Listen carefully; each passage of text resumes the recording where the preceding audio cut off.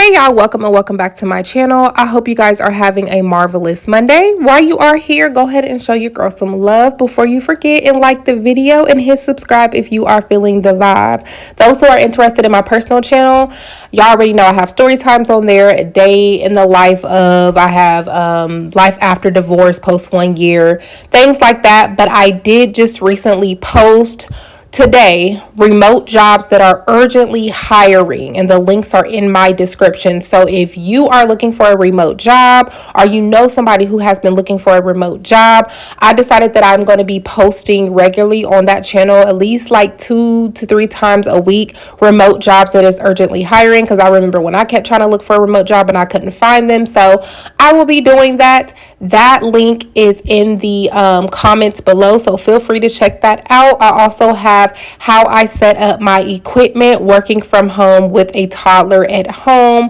and the best jobs to work as a mother slash single mother with little to no child care. So it's definitely informational. Feel free to check that out. That will be linked in the comments below. Now today's video is going to be I regret my BBL part 2. Now every single content creator in this video is not saying that they regret their BBL. This is just simply the topic for today's video, okay? So you're going to see information of girls who have regretted their BBL. You're going to see information about like things you need to consider or think about before you get a BBL. We do know the trend is like starting to go down, but I remember the whole era of like, you know, girls like looking up to girls like you see on the screen, Jada, Ari, Dream Doll, and they wanting to look like that. And some still do. However, there's just things to also consider before you get that done, and also know that the dangers that sometimes this can impose. So without further ado, we're going to be looking into that information here in these story times. I'm going to give my commentary at the end, so enjoy. Getting a BBL ruined my life. So I was a teenager in the 2010s when Instagram was new and like the it girls were Instagram models, and all these girls started getting BBLs. The bigger you're, more successful you were going to be. I saw Kylie Jenner do it and I was like, oh my god, I need that. And I grew up watching like Kim K's butt like triple in size every year, and I was like, I need to be her. All the men want her. The reason I'm not getting a boyfriend is because I don't have her. Things they don't tell you about getting a BBL. First things first, getting a BBL is not for the weak. You have to be mentally strong. It is an emotional roller coaster. Some days you're gonna love your body, some days you're gonna hate your body, and some days you're gonna question why you even put yourself through all of that pain. Just know that that is completely normal, okay? Very completely normal.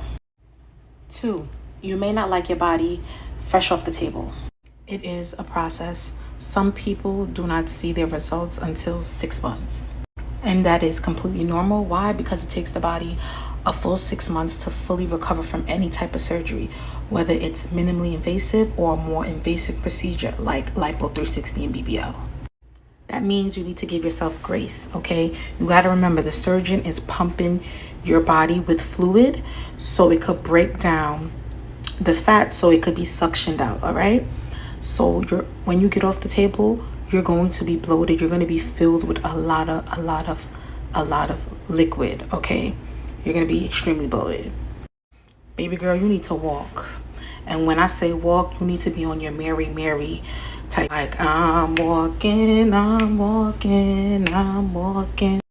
No, but seriously, you need to walk. Even if you don't feel like doing it, walk. Walk for 10 minutes, 5 minutes, 20 minutes, whether it's every hour, every 2 hours, make sure you're consistently walking.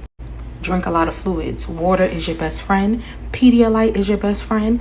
And pineapple juice is your best friend. Also, arnica tea is your best friend. It helps with bruising and bloating. Drink that. Baby girl, you're gonna stink.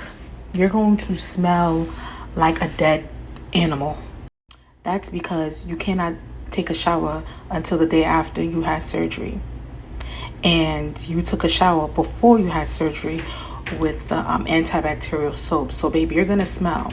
Plus, you are draining and all that blood on you and your faja and just sitting in blood. Listen, blood has a smell. So yeah, you're gonna stink. Be prepared for that. Listen, your first time peeing is going to be very, very hard.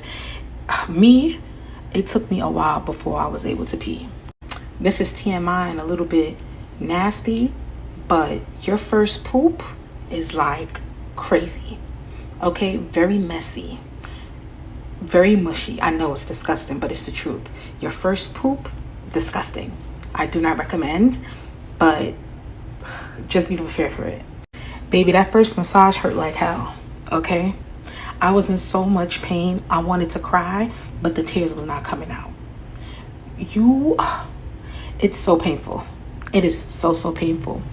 With any surgery, you're going to experience pain. It does not matter. With any surgery, you're going to experience pain. But Lipo 360 BBL is more so of a pain that is soreness, like you worked out nonstop for 2 months and now there's somebody trying to massage you out. So it's really just a soreness.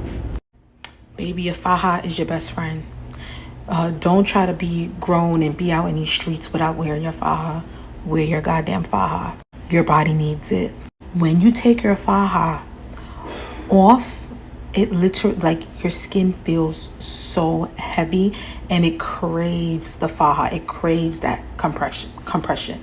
So I only recommend staying out your faja for an hour. Do not come and get surgery done by yourself. Make sure that you have someone with you all the time. You need a support system. This is not easy. It is not easy. Don't be afraid to ask questions. Dumb or not, ask as many questions as you would like. SZA says she's mad that she got a BBL. She tells this to Vogue magazine. It's been written up in recent online articles as well. But she goes on to say that she does love her butt. You know, this brings up the topic of plastic surgery and BBLs in particular. Something as a family doctor, I'm often talking with my patients who are interested about plastic surgery, as I might have to do pre-op evaluations or give guidance, etc. You know, one thing that you should know is that over the years, BBLs, or Brazilian butt lifts, by the way, that's a procedure where fat is taken from the abdomen, the belly, or the low back or something like that and placed in the buttocks. Over the last few years, it's been recognized the higher mortality and higher complication rate that surgery has compared to other plastic surgeries. And as a result, a task force was developed to develop safer surgical procedures for surgeons. So it's not to say that you can't get a BBL. You just need to really be thoughtful. Be thoughtful about your surgeon. By the way, only get a surgeon who is board certified by the American Board of Plastic Surgery. Make sure that you do your homework. Make sure that your doctor talks to you about the risks versus the benefits. You always want to be very thoughtful about the decisions you make about your body. Always be aware and always see a board certified physician. Let me tell y'all something. The dumbest thing I think I ever did was get this BBL. I totally love her honesty. You guys need to reconsider that surgery. That was one of my biggest regrets. Keep in mind, when you gain weight, it gets bigger. Right? And I didn't want my butt implants anymore. I didn't want them anymore. I was like, no, what? I want a regular butt. I don't want butt implants. So my second time, when I went and got surgery, all I did was get my butt implants out. And I thought there's nothing wrong with that. Like, it's nothing wrong with that. So I went and got them out because I didn't want implants anymore. So when I got them out, I noticed my butt looks weird. I guess the implant stretched my muscle out or something like that. And I couldn't walk around like that. I had to get my muscle repaired and stuff like that. Couldn't walk around like that. So I went and got some shots trying to fix my butt because I didn't want to get surgery. I didn't want to get a reconstruction surgery. I didn't want to do that. You know what I'm saying? I didn't want to keep doing that. So I went and got shots. That's where I messed up at.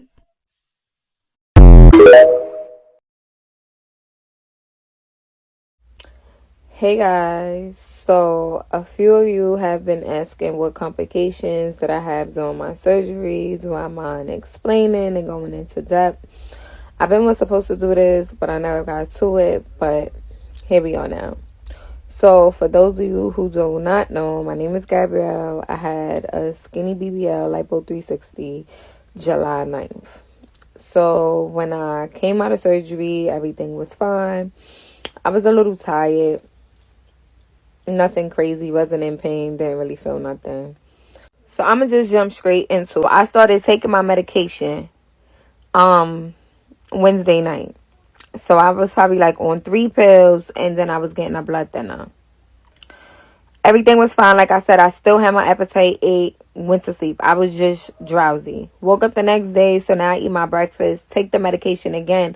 I wake up though, I'm feeling nauseous. I don't really got an appetite. So my nurse and my mother is basically on some like, you gotta eat. You take your medication, you gotta eat. I just felt like, why am I not hungry? But I still ate my breakfast. Like, I ate it piece by piece, but I ate it.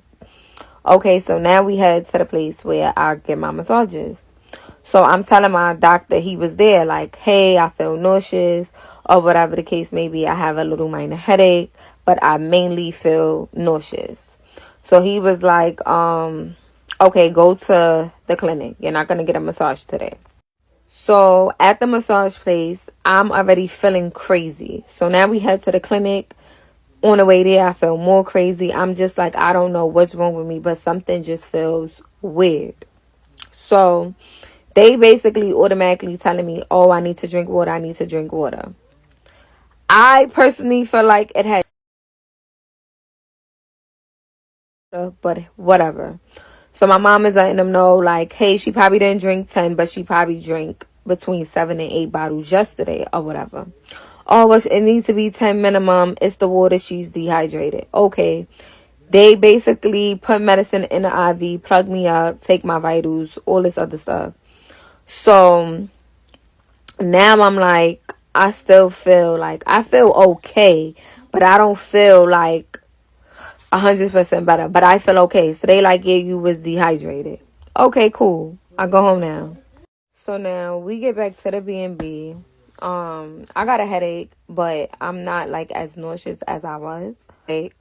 So I ate something real, like nothing crazy. I think I probably had some fruits. Okay, so I end up taking a nap.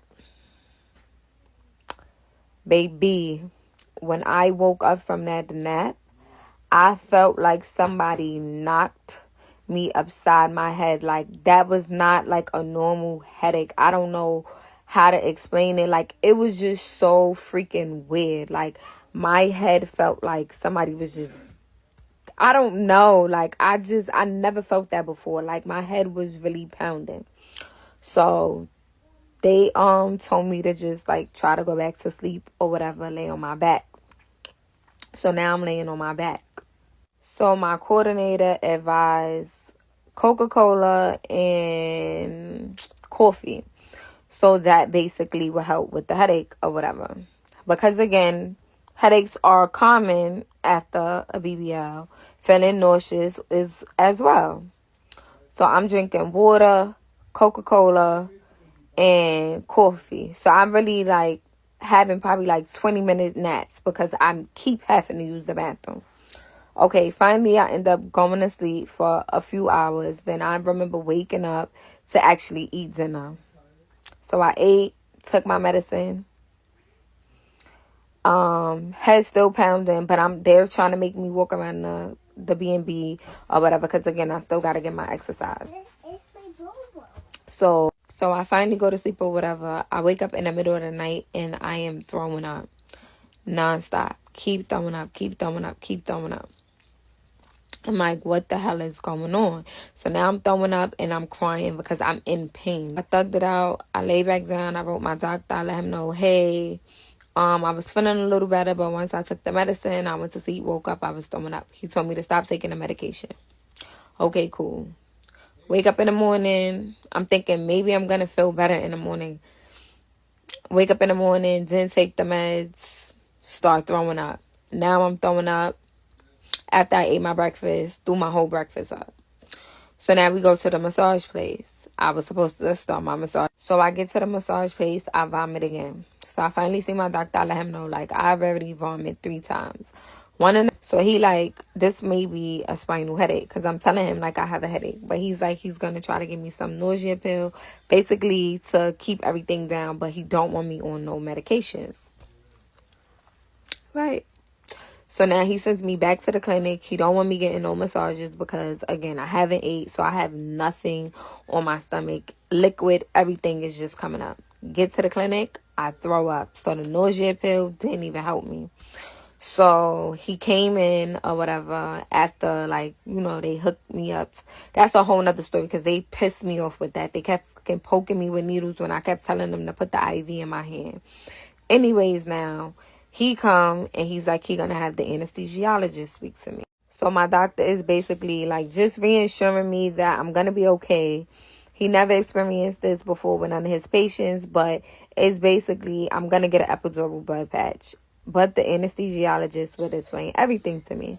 So when she came, I had my coordinator on the phone, Regina, so that she could translate anything that I didn't understand. But my anesthesiologist, she did speak English, so I did understand her. So she basically was telling me that she think I have a spinal headache. There's two procedures to cure it.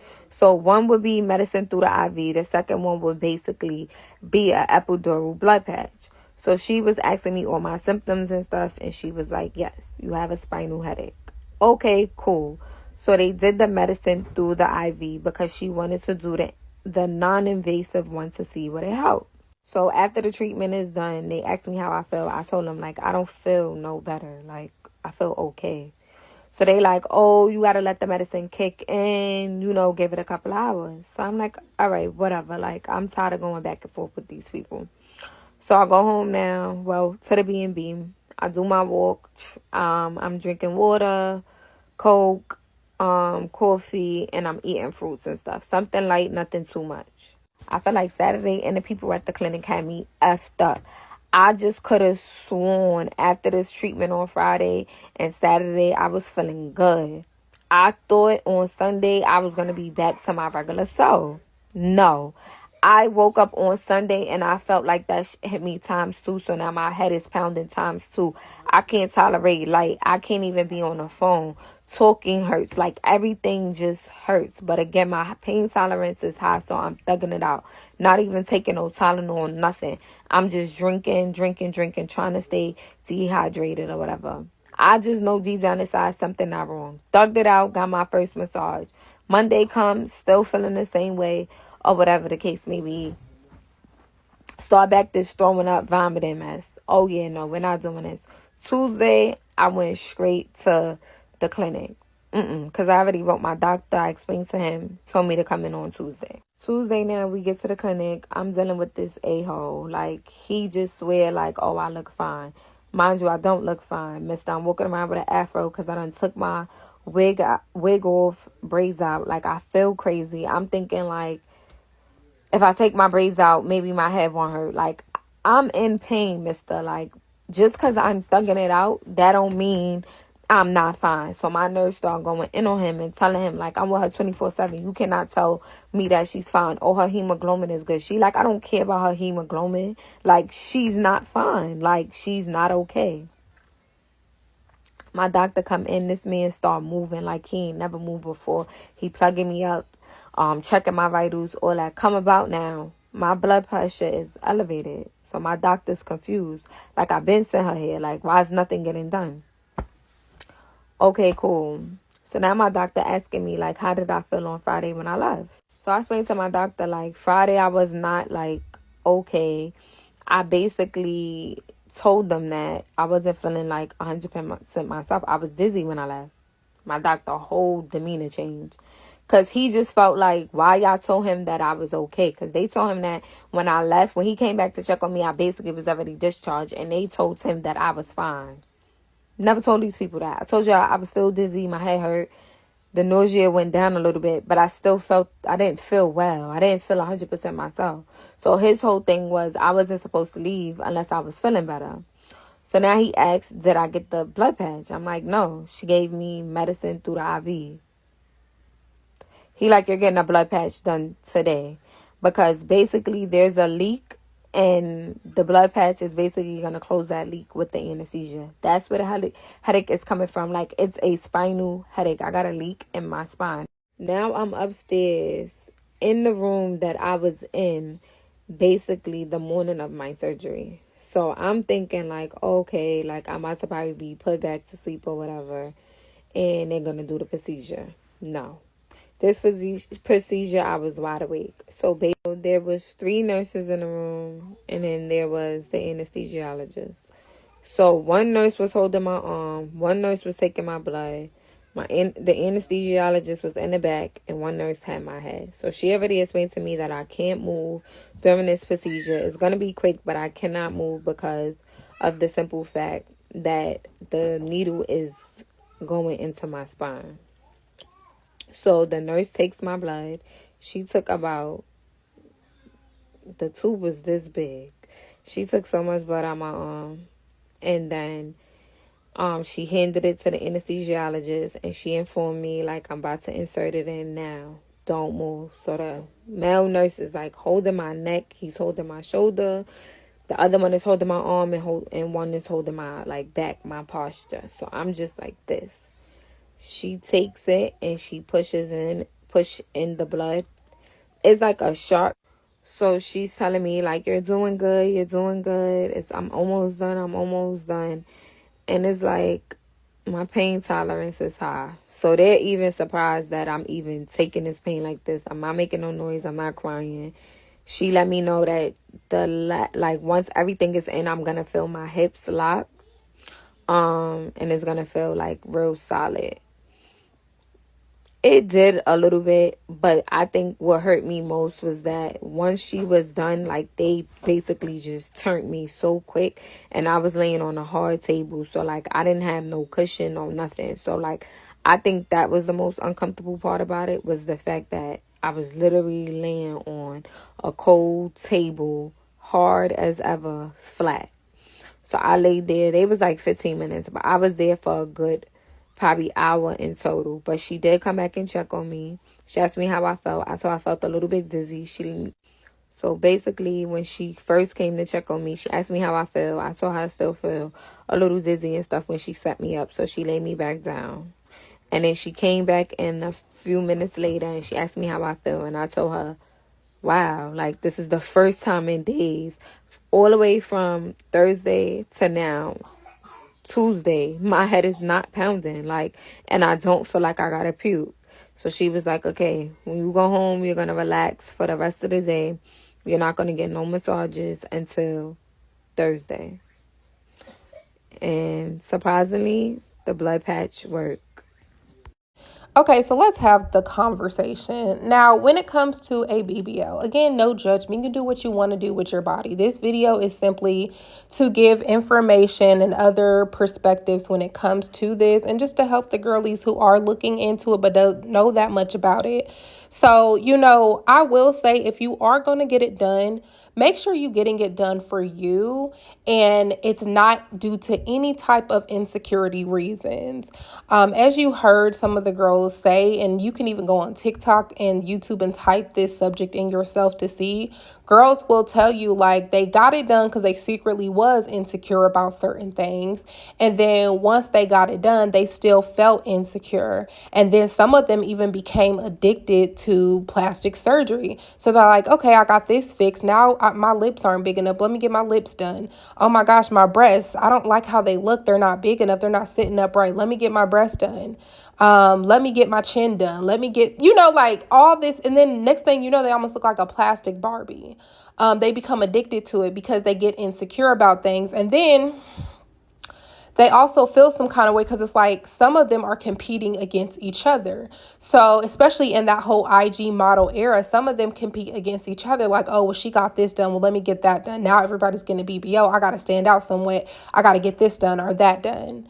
Okay, so make sure you have the right mindset of getting it done and the right reasons for getting it done. And make sure you do thorough, detailed research when it comes to where you go and the reviews, etc. Okay, because we all know people have been unalived with this. DC Young Fly's baby mother. There's this girl in my city. I forgot. I think it was like 2 or 3 years ago. It was like national news that she went to the DR and she, I guess, became unconscious or something. It was just all kind of weird complications she's experienced. But long story short, she was unalive. It was so hard to get her body back from the DR back to our city. Like, it was a huge thing.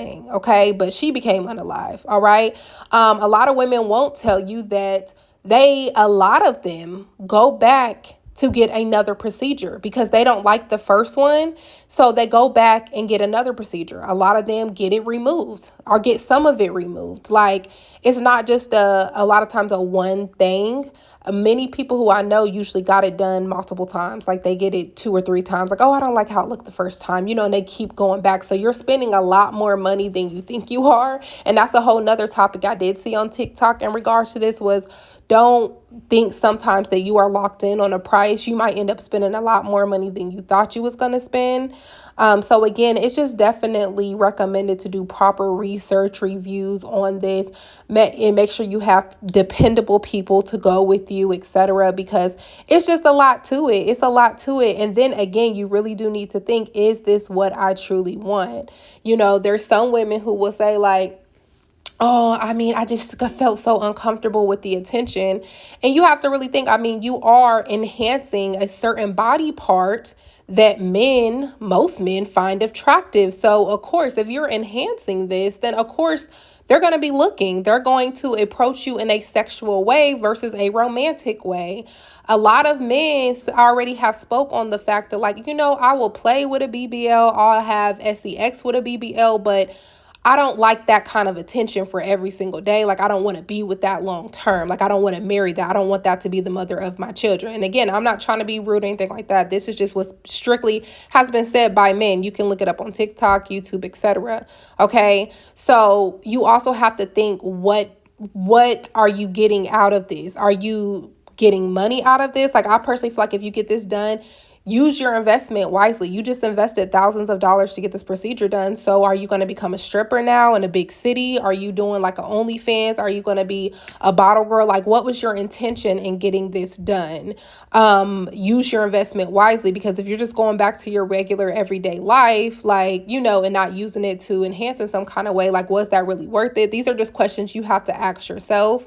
There are people who get this done and lose their mind. Like, I done seen so many relationships fail because the woman that got this done, or he done paid for this woman to get this done, and then she start thinking she above him and, want other kind of men now. Like, it's just, again, you got to just make sure this is for you. You have the right mind, the right attitude, and don't switch up afterwards. Like, as far as like still becoming like if you're a good person, still be a good person. Don't come out and then think you just, oh, well, I'm above him, I don't need to be with him, blah, blah, when he didn't just invested in this. So again, that does happen.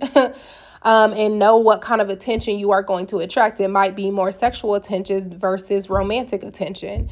They might want you for one thing, and I remember this one girl on YouTube, I think it's on my part 1 BBL video, but she was actually talking about that, how like the attention was very, very, very uncomfortable. And even kids will point at her, like, just unwanted, unwarranted attention. But again, you are enhancing a certain part of your body, so you need to expect that. And then when it comes to like, if you're interested in like a relationship, etc., just know what kind of men you probably are going to attract versus the ones you want to attract. Like, you probably, just like that girl said in the video, you probably will attract certain kind of low vibrational men. You probably will attract people like rappers and scammers and street dudes, etc. Okay, so if you're fine with that, cool. But if not, just keep in mind that's probably what you will attract. Okay, so overall, just be smart. Again, do your research. Because as y'all see, especially if you're doing this for a trend thing, think twice about that, because as we see nowadays, a lot of this is going out of style, and most people are seeming to regret it or getting it removed, etc. We know Kim K got hers removed, okay? K. Michelle got hers removed, talking about the health complications she was having. Queen Naja says she regret hers. Mulatto says she regret hers. Dream Doll, the one in the pink, she said she regret hers. It's actually more common now that people are coming out and being honest about it. As y'all see in the video, Summer Walker saying she regret hers. Like, more people are being honest about it, and it seems like more of the like skinny petite look is in now. And it's like, once you get this done, then you have to pay to get it removed. So don't let this be a trend thing, like, oh, this is what's in style right now, because that can go out of style at any time. So let me know what y'all think. Make sure you like, comment, subscribe. I will see y'all in the next one.